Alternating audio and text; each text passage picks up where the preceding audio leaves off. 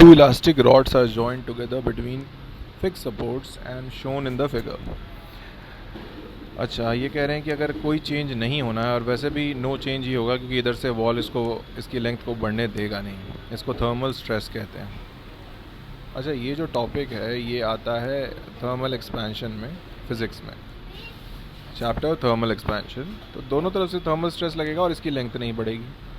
बाकी alpha, area और Y सब मेंशन्ड है. हमें पता है फोर्स, ऐसे फोर्स भी नहीं कहते हम, यंग्स मॉड्यूलस का फॉर्मूला हम सब जानते हैं. स्ट्रेस बाय स्ट्रेन होता है, delta L by L strain है.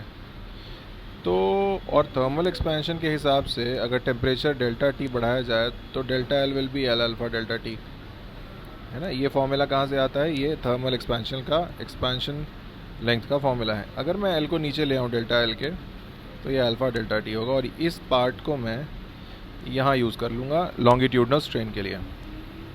तो F by A into alpha delta T हो गया. वो कौन? Young's modulus. इससे पता चला मुझे कि फोर्स जो होता है वो वाई ए अल्फ़ा डेल्टा टी हो जाएगा. कौन सा फोर्स? द टेंसाइल फोर्स या कंप्रेसिव फोर्स.